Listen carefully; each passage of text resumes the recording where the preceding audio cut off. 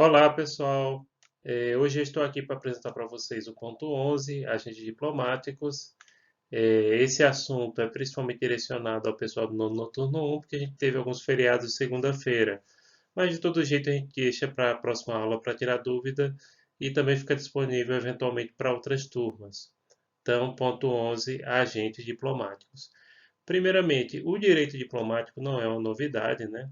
Inviolabilidades e imunidades diplomáticas datam da antiguidade, coisa de Mesopotâmia, Egito Antigo. Na época do direito romano, as inviolabilidades e imunidades diplomáticas já eram bem estabelecidas. O que é novidade nessa área é a codificação, que ela ocorreu no século passado, né? Basicamente, essa codificação do direito diplomático, ela consolidou práticas que já eram costumeiras desde a antiguidade. Então, por exemplo, a inviolabilidade penal dos agentes diplomáticos é coisa que existe no Egito Antigo, em Roma, a gente tem várias passagens disso, mas era só norma costumeira, positivada mesmo, só a partir do século XX a nível global, como a gente vai falar daqui a pouco. Bem, a codificação do direito costumeiro, mas só no espaço europeu, ela começou a partir do Règlement, que em francês significa regulamento, de Viena de 1815, mas basicamente era no espaço europeu, né? Lembrando que o nosso direito internacional público ele tem profunda origem europeia. Então, notem, por exemplo, a questão da imunidade penal dos diplomatas, era um costume que vem da antiguidade, né? Egito Antigo, Mesopotâmia e só foi codificada a primeira vez e no espaço europeu em 1815. Porque a nível mundial houveram as convenções sobre relações diplomáticas, a Convenção de Viena de 61 e a Convenção de Viena de 63 sobre relações consulares. Né? As duas coisas são diferentes, como a gente vai falar daqui a pouco. E aí, lembrando que a gente distingue um tratado não só pela cidade, mas pelo ano. Então, quando a gente falar da Convenção de Viena de 61, ela regulamenta as relações diplomáticas. E a Convenção de Viena de 63, as relações consulares.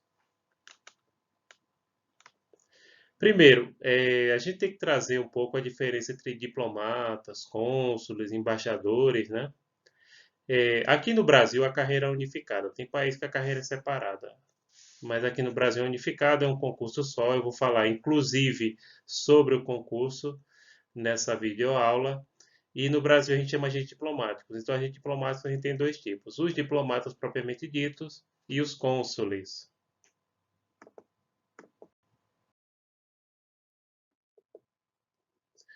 O Estado acreditante, que é outra terminologia que a gente usa na área, é aquele Estado que envia o agente. Por exemplo, quando o Brasil envia um diplomata para trabalhar no Panamá, então o Brasil é o Estado acreditando. E o Estado acreditado é o que recebe o diplomata, no caso o Panamá, né? Nesse caso que a gente está citando aqui. Bom, e agora propriamente dito, vamos falar da diferença do conceito. O que é o diplomata? O diplomata é um agente diplomático que trata apenas de assuntos de Estado, ou seja, assuntos de governo. Eles trabalham na embaixada. E qual é a diferença do diplomata para o embaixador? Já falei algumas turmas rapidamente, mas repetindo, até porque o assunto é desse ponto. O embaixador, pessoal, ele ocupa um cargo comissionado. No caso do Brasil, é nomeado pelo presidente da República e é aprovado pelo Senado. O embaixador pode ser gente da carreira, a maioria são, ou então pode ser qualquer pessoa que tenha a confiança do presidente da República e que o Senado tenha aprovado. Inclusive, todos vocês lembram da polêmica em relação ao filho de Bolsonaro, que ia ser nomeado embaixador dos Estados Unidos. Acabaram nomeando alguém da carreira, né? Mas poderia ser, poderia, já é raro, no caso do Brasil, ser nomeado embaixador quem não é da carreira, mas pode ocorrer, sim. Já teve vários casos. Por exemplo, Itamar Franco foi nomeado embaixador, não era de carreira, né? Foi nomeado embaixador do Brasil na Itália. Na verdade, as más línguas dizem que foi para afastar ele aqui do Brasil, porque ele gostava de conversar muito, né? É raro, mas pode ocorrer no caso do Brasil. A embaixadora, se o cargo for da mulher, e embaixatriz, se ela for esposa do embaixador. Agora, o esposo da embaixadora, eu não sei, gente. É feita aquela história do marido da prefeita, né? Não tem um consenso sobre. Não pode chamar de embaixador também.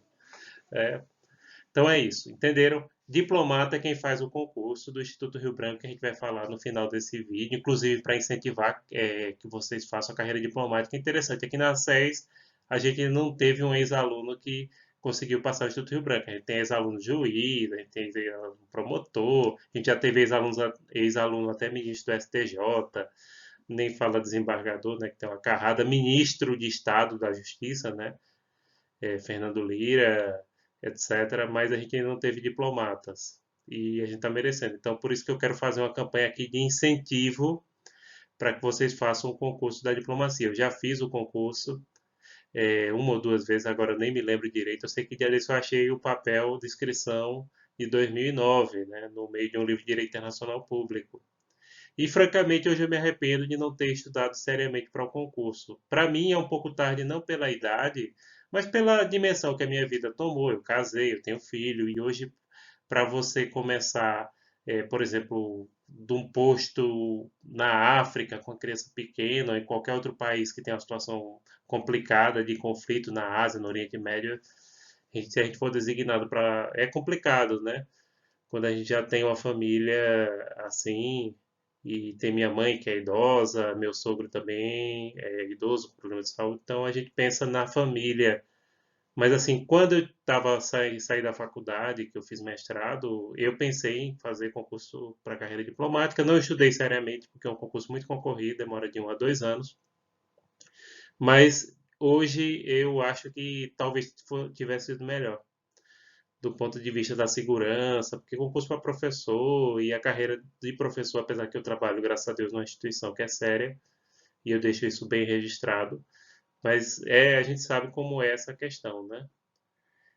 A carreira acadêmica no Brasil, infelizmente, no geral, não está boa. Bem, já os cônsules, pessoal, eles tratam de interesses privados, né? Eles trabalham no consulado, eles mexem com passaporte, com visto. Percebam, no Brasil é um concurso só. O que diferencia a sua nomeação, inclusive você às vezes pode ser nomeado para trabalhar no consulado, depois na embaixada e vice-versa.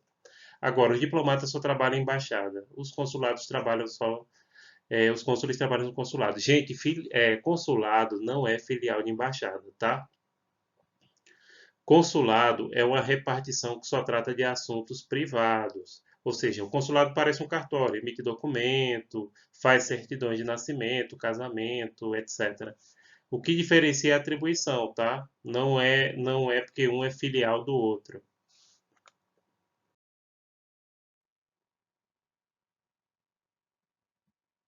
Privilégios e garantias dos diplomatas, esses que trabalham na embaixada. Ela é extensiva aos familiares, os familiares que sejam dependentes e que residam com eles, inclusive os maiores, tá? Vindo e o pessoal técnico administrativo, como por exemplo oficial de chancelaria, tradutores, vindo do Estado acreditante em relação a atos de ofício.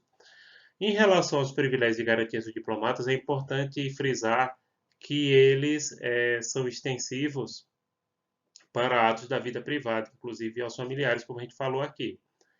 Porém, o pessoal técnico-administrativo que trabalha na embaixada, ele só tem imunidades para atos de ofício, igual aos cônsules. Os cônsules só têm imunidades para atos de ofício, não abrange família, não abrange questão privada. Bem, primeiramente, eles têm imunidade à jurisdição penal e civil. Em relação à jurisdição penal é absoluta, em relação à civil tem algumas exceções. Mas, por exemplo, eles só respondem ao país de origem. Isso não significa impunidade, tá? Quer dizer, depende da circunstância, não vamos também falar isso, até porque em Brasília há muita crítica de diplomatas que cometem crimes, infrações de trânsito sérias e fica elas por elas. Mas em relação, ele só responde ao país de origem, tá? Então, por exemplo, se um diplomata cometer um crime aqui no Brasil, primeiro ele não pode ser expulso. Você pode pedir para ele se retirar ou declarar aquele diplomata persona não grata, mas ele não é obrigado a sair do país. Você pode pedir as credenciais dele de volta, porque todo diplomata que vem trabalhar aqui recebe credencial, né, para poder se identificar, etc. Mas você não pode expulsá-lo formalmente, entenderam? Pode dizer assim, olha, a gente não negocia com esse camarada aqui. Agora, mesmo que ele cometa um crime, ele não pode ser preso em flagrante, nem em flagrante delito, tá? Então ele chega, por exemplo, dá um tiro numa pessoa, pá, um filho de um diplomata até porque é excessivo aos familiares, né? Pronto. O máximo que o Estado pode fazer é preparar um inquérito e remeter ao país de origem. O país de origem processa se quiser. Geralmente processa. Inclusive, esse é um dos motivos pelo qual o nosso Código Penal ele prevê que a jurisdição brasileira tem competência para julgar crimes cometidos no exterior por brasileiros, né? Esse é um dos motivos. Mas tem uma coisa: o Estado pode renunciar à imunidade, e isso já ocorreu várias vezes. Teve um caso de um diplomata espanhol que era casado com uma brasileira há poucos anos. Ele matou a esposa por um crime passional. O governo da Espanha renunciou à imunidade e ele está cumprindo pena no Brasil. Francamente, eu achei até eu, se eu fosse acho que não gostavam dele no ministério, não. Explico por quê. Porque ele poderia cumprir a pena na Espanha, não é? Agora, imagine o estrangeiro preso na muvuca da cadeia brasileira. Claro, ele tem nível superior, etc., né? Vai ter alguns privilégios, mas digamos que não é muito saudável para ele, né? É melhor ele estar no país de origem. Então, sim, o Estado pode renunciar à imunidade se ele quiser que a pessoa responda àquele crime no país que ele cometeu. Mas aí é o Estado, viu? A pessoa não pode. Inclusive, tem algum caso que é emblemático na doutrina e na literatura internacional, que foi o filho do embaixador do Chile na Bélgica, isso há mais de 100 anos atrás. Ele matou o secretário da embaixada. O pai renunciou à imunidade, dizendo: olha, se ele for jogado no Chile, ele vai ficar impune. Mas mesmo assim, o Ministério Público belga teve que oficiar o governo chileno para confirmar a renúncia, porque a imunidade não é do diplomata, a imunidade é do Estado.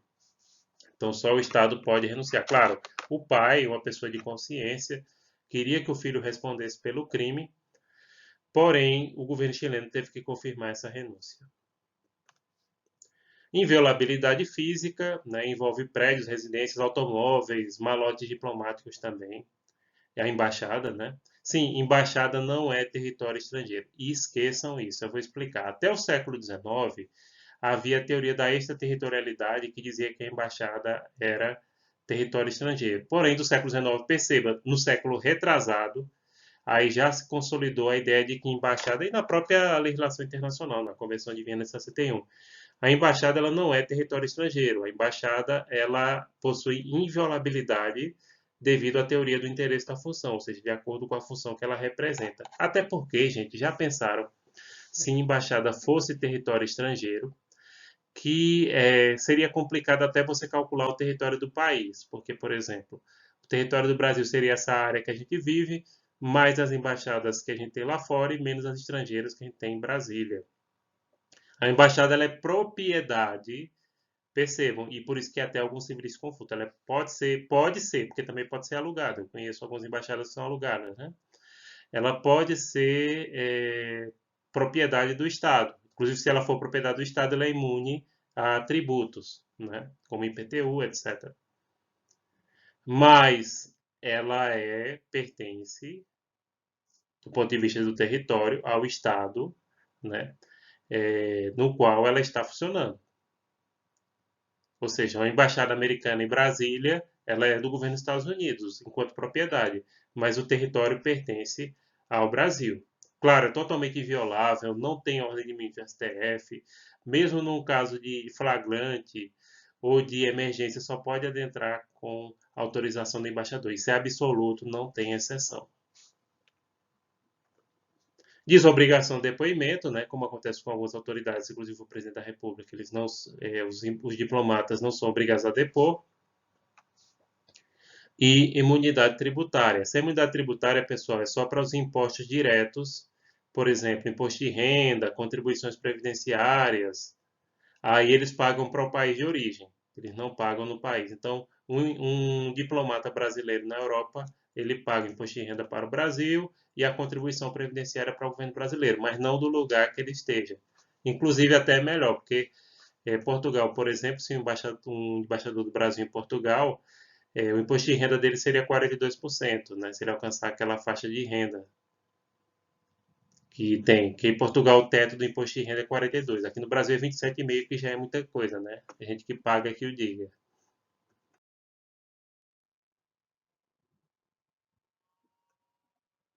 Exceções das imunidades. Em relação à jurisdição civil, questões particulares imobiliárias e sucessórias. Nesse caso, por exemplo, se o diplomata tiver imóveis particulares dele, uma casa de veraneio, né? E aí precisou dar entrada, inventário, etc., aí não tem imunidade à jurisdição. Em relação às imunidades tributárias, os impostos indiretos, como o IVA, que é mais comum na Europa, né? O ICMS é parecido com o IVA, é um imposto sobre produtos, né, que está indiretamente no custo do produto.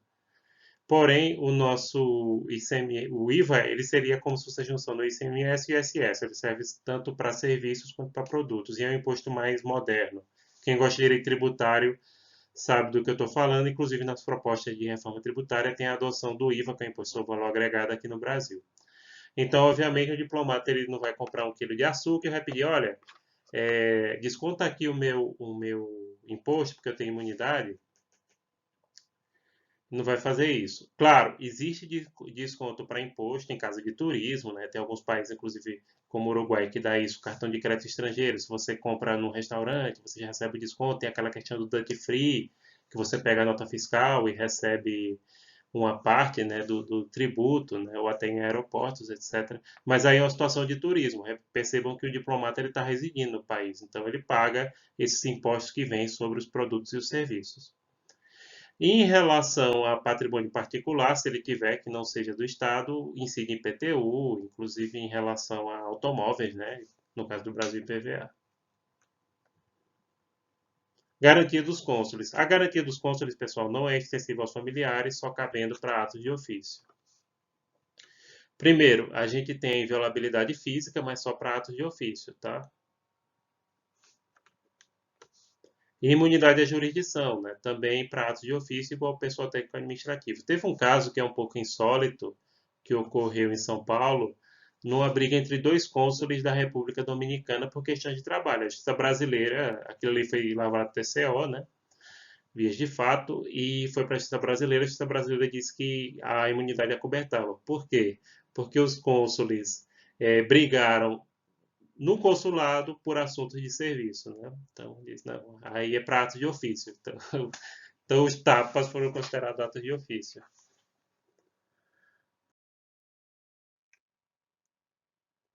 Cônsul honorário é um cidadão do próprio país que representa o Estado estrangeiro. Geralmente, isso ocorre em duas circunstâncias. Uma homenagem, por exemplo, tinha um secretário de saúde na minha cidade, que ele estudou na República Tcheca, e era cônsul honorário da República Tcheca em Pernambuco. Aí era homenagem. Outros casos, em países assim que não tem um corpo diplomático profissional do nível do nosso, isso ocorre devido à falta de pessoal mesmo. Então, o cônsul fica como tabelião, ele não recebe remuneração direta do Estado, mas cobra pelos atos que ele praticar, como autenticar documento, né, emitir certidões, fazer testamento, certidão de nascimento, casamento, emitir passaporte, etc.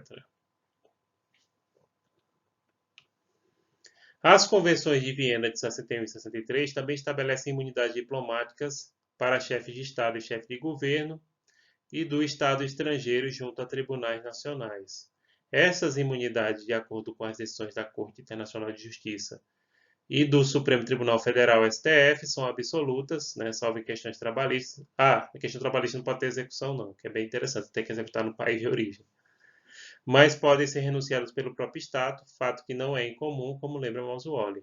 Olha, existe essa imunidade tanto ao Estado, né, quanto aos chefes de Estado em relação à jurisdição estrangeira. Porém, pode ser renunciado. Pronto, teve um caso que eu comentei até naquele vídeo da pandemia, né, que foi um camarada entrou com ação popular contra a República Popular da China pela pandemia do coronavírus. Nesse caso, o governo chinês, se ele aceitar, ele pode aceitar a jurisdição da Justiça Federal Brasileira, né? Mas nesse caso não é provável que isso vá acontecer, não. E francamente, aquela petição era tão ruim que nem mencionava o Regulamento Sanitário Internacional da OMS. Então, aquelas petições que dá vontade de dar o despacho ao lixo, né? Mas realmente, como o Oswald lembra, tem ocorrido vários casos. Um caso que ocorreu bastante no Brasil e em outros países foi da República Federal Alemã aceitar processos de vítimas do Holocausto ou de familiares. Então, o próprio governo alemão aceitou, né, porque isso era até uma forma deles pagarem reparação às vítimas, né, no mundo inteiro, né. Inclusive aqui no Brasil houveram várias vítimas do Holocausto, tanto quem brigaram quanto casos de brasileiros que estavam na Europa e que eram, por exemplo, de origem judaica. Tem na BBC, vocês podem entrar na BBC, eu sempre recomendo sair da BBC, que tem um depoimento muito bonito de um senhorzinho de mais de 90 anos, que é o único brasileiro que hoje é sobrevivente do Holocausto. É lindo o depoimento dele, muito triste, mas muito interessante. Procurem depois. Qualquer coisa podem me escrever que eu mando.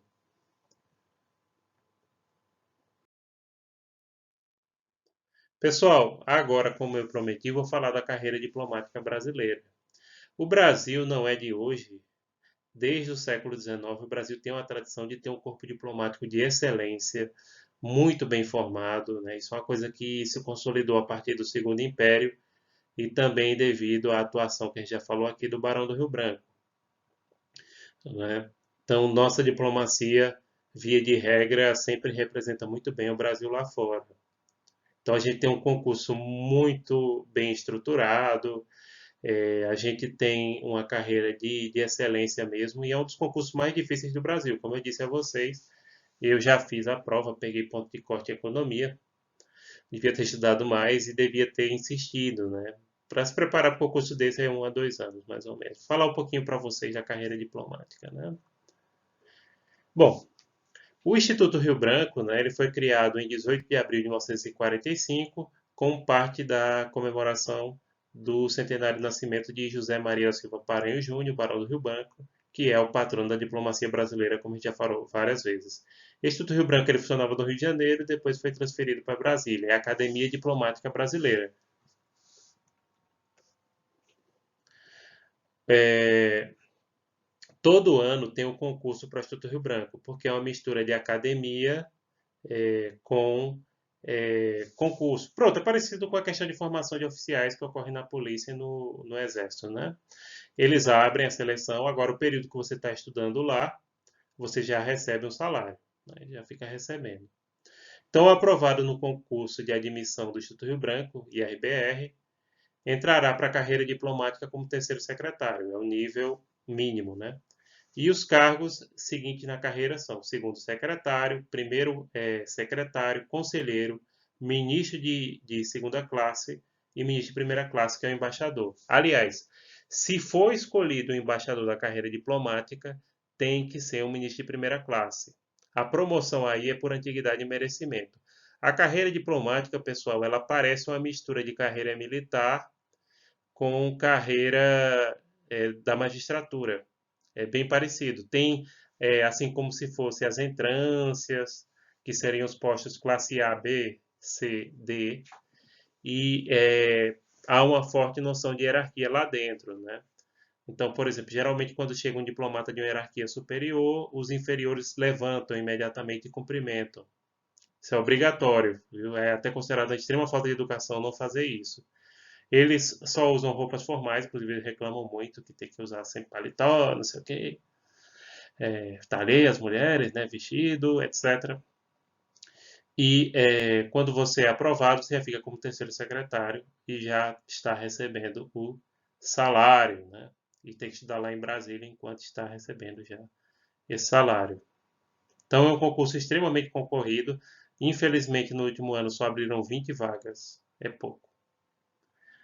E aí, como eu disse a vocês, é um concurso de 1 a 2 anos para você se dedicar para conseguir passar nele.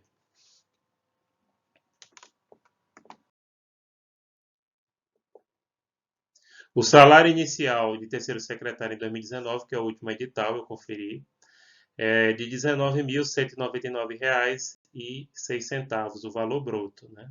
Vocês percebem um salário bem atraente e isso fora as vantagens que você recebe, ajuda de custo de acordo com a cidade.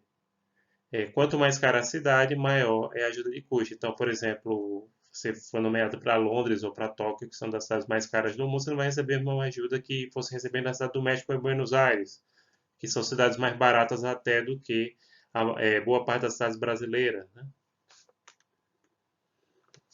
São requisitos para investidura no cargo de terceiro secretário. Ter sido aprovado no concurso, né, obviamente. Ser brasileiro nato, não pode naturalizado. estar no gozo de direitos políticos, estar em dia com as obrigações eleitorais, tem que levar aquela certidão de sempre, né? Estar em dia com obrigações de serviço militar, no caso do candidato do sexo masculino, né? Apresentar reservista ou certificado. Apresentar diploma de graduação do curso de graduação nível superior, isso aí é preciso de alguns detalhes. Tem o seguinte: primeiro, qualquer curso de graduação você pode fazer concurso de Instituto Rio Branco, qualquer um, não tem exigência, tá? Agora, a maioria dos que passam ou são de Direito ou de Relações Internacionais. E proporcionalmente o pessoal de Relações Internacionais tem crescido muito, porque as disciplinas, inclusive, que o concurso exige, praticamente eles vêm. Em Direito, por exemplo, eu tive muita dificuldade em Economia, porque no curso de Direito a gente vê Economia a parte teórica, e só caiu cálculo. Aí eu até comprei um livro, tá aí no meio desses livros aqui de trás. Acho que tá nessa parte aqui. Cadê? Não, do lado de lá. Do lado de lá.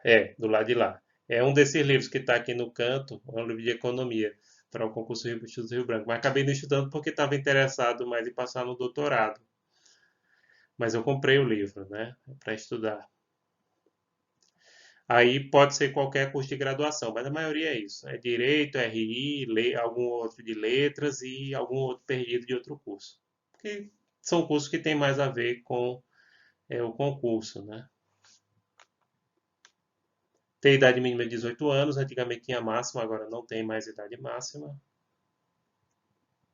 E apresentar aptidão física e mental para exercício das atribuições, verificado por meio de exames pré-admissionais, isso é praxe em qualquer concurso. O CADC, o CACD, perdão, concurso de admissão à carreira diplomática é constituído de duas fases. Então, esse concurso tem duas fases. Primeira fase, né? É realizada uma prova objetiva em formato de teste de caráter eliminatório, constituída de questões de língua portuguesa, língua inglesa, história do Brasil, história mundial, política internacional, geografia, economia, direito e direito internacional público. Essa parte de direito é mais constitucional e administrativo, sabe? Direito internacional público é isso que a gente está vendo aqui. Inclusive, Mausuoli é recomendado, tá? O livro dele é recomendado para o concurso do Instituto Rio Branco. A prova de. Pronto. Eu fiquei em economia, caiu o cálculo, né? Peguei ponto de corte. Eu fiz concurso na época, era a CESP que estava fazendo, agora não é mais não. É outro. A prova de inglês, a de português estava mais fácil, estava mais difícil do que a de inglês. A de inglês era nível mediano. Quem tem inglês intermediário passa. Menos iniciante não passa de jeito nenhum, não. Intermediário é avançado, de B1 para lá, passa, com certeza. Antes disso não dá não para fazer. Agora, português foi para torar. Por quê? Porque muitos diplomatas, inclusive aqui de Pernambuco, Pernambuco tem tradição de ter excelentes diplomatas, perdão, desde o século passado, né? João Cabral de Melo Neto, Joaquim Nabuco, né? Sumidades aqui do nosso estado que foram diplomatas de nível excelente, tá? Como eu disse, o Brasil tem essa tradição de ter grandes diplomatas. Pronto, pessoal, uma coisa que eu esqueci de recomendar: assistam o filme da Netflix Sérgio, que fala sobre um grande diplomata brasileiro que morreu em Bagdá na guerra do Iraque a serviço da ONU. Quem interpreta é Wagner Moura. Eu sei que muita gente gosta de Wagner Moura, né? Então assistam.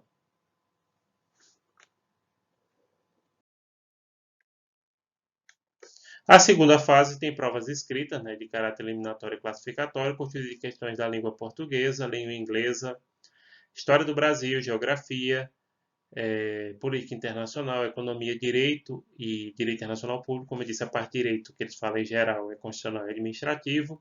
E língua espanhola e língua francesa, essas duas de caráter classificatório. Espanhol eu tenho o diploma de fluência, B2, né, alto intermediário. Francês eu preciso, é daquelas coisas que eu disse. Eu ia fazer, esse ano eu estava querendo cursar francês, mas acabou não dando tempo e tive outras coisas para fazer também.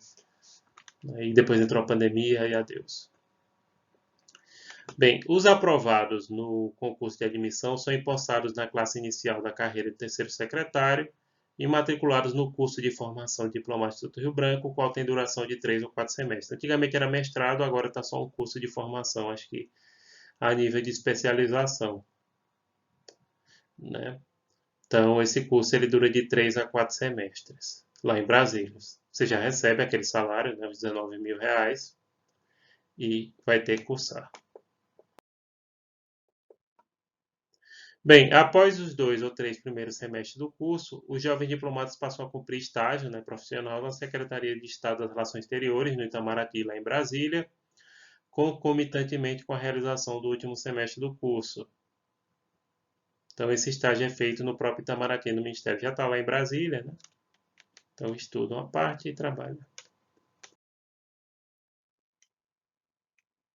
Ah, exemplo das disciplinas do curso de formação de diplomatas: História do Brasil Mundial, Teoria Política e Política Internacional, Direito Internacional Público, Direito Constitucional e Administrativo, Economia, Estudo de Línguas Obrigatórias, essas são obrigados, Português, Inglês, Espanhol e Francês, essa você é obrigado a estudar de todo jeito, inclusive português, né? Como eu disse, eles têm tradução na literatura e você deve conhecer muito bem o idioma do seu país, né? Basta lembrar a quantidade de poetas que foram. Guimarães Rosa, Vinícius de Moraes, João Cabral de Melo Neto, né? Grandes escritores e também diplomatas. João Cabral de Melo Neto, inclusive, ele disse que ele só entrou na diplomacia porque ele queria ter um emprego que pagasse bem e que tivesse tempo para ele escrever. Vocês terem ideia, ele era pernambucano, né?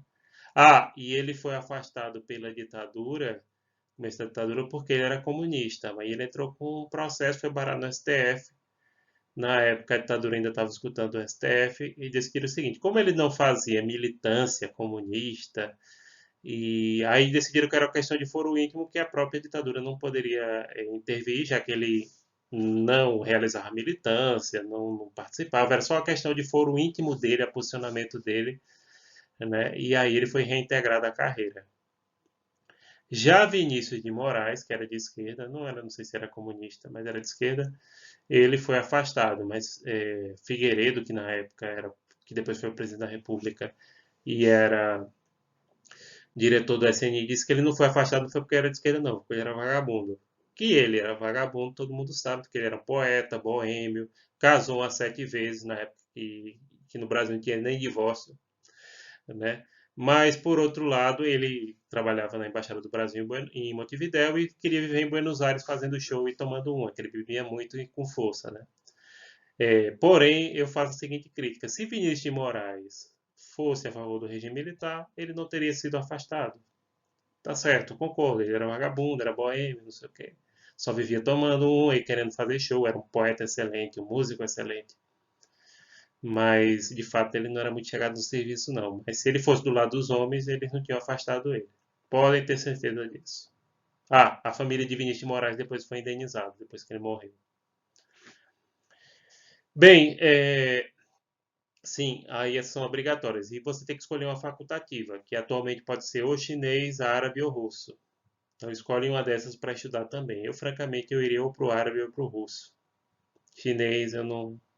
Acho uma língua tonal meio difícil. A gramática não é difícil, é a pronúncia. Também há palestras e seminários com participação de autoridades e especialistas da área de interesse do curso. Também fazem muito parte de seminário e palestra. Bem, por último, pessoal, para vocês verem um pouco como a estrutura da carreira lembra o judiciário tem as entrâncias, né? No caso aqui, Pernambuco tem a primeira, a segunda e a terceira entrância. Os postos diplomáticos são A, B, C e D. Quando você passa, você não, eu vou ser o resto da minha vida cônsul-geral do Brasil em Genebra, ou cônsul-geral do Brasil em Nova York. Não. Você vai subindo por antiguidade e merecimento, parecido com o que ocorre no judiciário. E aí tem os postos classe D, C, B e A. E esse é um dos motivos pelo qual, e talvez seja o principal motivo pelo qual eu não quero mais fazer o concurso do Rio Branco, né? Porque se eu for para um determinado posto classe D, com uma criança pequena, isso é ruim, tem a questão da família, como eu falei aqui para vocês. Então, são exemplos de postos classe A, né? Lisboa, Paris, Nova York, Buenos Aires, ó, reparem, tem aqui na Argentina, né? Que você sabe que a Argentina é o principal, aliás, o principal não, dos principais parceiros comerciais do Brasil, acho que é o terceiro, depois da China e dos Estados Unidos. Londres, Madrid, Viena, Washington, Genebra, Roma, Ottawa, no Canadá, etc. Então, isso é o posto classe A. Para chegar lá é antiguidade e merecimento, viu? Acho que se eu tivesse passado no concurso em 2009, agora eu estaria indo para algum posto classe B por aí. Então não teria chegado no posto classe A, não. Claro, isso é pela antiguidade, merecimento. Nunca você sabe exatamente, né? Posto classe B: Tóquio, Assunção, Santiago do Chile, Montevidéu, no Uruguai, Cidade do México, né? Bogotá, fica na Colômbia, Quito, Equador, Sydney, na Austrália, Canberra, também na Austrália, Lima, no Peru, Tel Aviv, que é em Israel, né? O Brasil não tinha representação em Jerusalém, aliás, não tem ainda, né? Bolsonaro quis colocar, mas ainda não conseguiu. Então a embaixada nossa funciona em Tel Aviv, que é a cidade metrópole de Israel. Não é Jerusalém, né? Jerusalém é a capital, mas a maioria funciona em Tel Aviv. Francamente, até por questão de segurança, viu? Eu não mudaria até por questão de segurança. Posto classe C. Se eu tivesse entrado, acho que eu estaria agora no posto classe C. Como, por exemplo, Havana, em Cuba, Pequim, na China, ou Beijing, como queiram, La Paz, na Bolívia, Beirute, no Líbano, Seul, na Coreia do Sul, Cairo, Egito, Guatemala, Moscou, na Rússia, Nova Delhi, na Índia, Pretória, na África do Sul, Riad, Arábia Saudita, Amman, na Jordânia, Xangai, na China, Belgrado fica na Sérvia, né? E São Salvador, em El Salvador. Então, agora que eu estaria chegando no posto classe C. Aí vamos ver os classe D. Você começa lá, né? Luanda, em Angola. Tranquilo. Dizem que é uma cidade tranquila. Bagdá, e pesado. Inclusive, o brasileiro Sérgio Vieira de Mello morreu lá, né? Bagdá. Pyongyang, na Coreia do Norte. Lugarzinho bom, né? Pode ter um ataque nuclear a qualquer hora. Caracas, na Venezuela, que é uma cidade totalmente em crise. Damasco. Damasco não está funcionando, viu? Que é na Síria. Foram todos todo mundo foi retirado, todo diplomata da embaixada. Não está funcionando. Parece que está concomitantemente com o de Beirute, que é classe C, né, no Líbano. Dakar, no Senegal, Nairobi, no Quênia, Maputo, Moçambique, né, Manila, nas Filipinas, Porto Príncipe, no Haiti, Jakarta, na Indonésia e Katmandu, no Nepal, lá na cordilheira, né, na cordilheira do Himalaia. Então, pessoal, pense aí, o cara passou com a menina pequena, o cara vai ir para Pyongyang. Ele diz, não, você não tem apadrinhado. Você é um sertanejo lá, um caboclo do sertão, lá de Pernambuco. Você vai para Pyongyang, na Coreia. É lasca, né? Mas enfim, para quem é jovem, você passar por uma dessa e não ter família, né? Que se preocupar, mas com família a gente sabe. Quem tem, vocês têm família, sabe que é complicado. E pronto, pessoal, as referências são as mesmas. Eu coloquei aqui, inclusive, um link sobre o Ministério das Relações Exteriores, que vocês podem ir lá conferir, dar uma olhadinha, né? Fica à vontade. Então, é isso, gente. Obrigado pela paciência e até a próxima, viu? Qualquer dúvida, vocês juntem para a próxima, mandem por e-mail nos horários de aula, tá? Obrigado, gente. Tchau.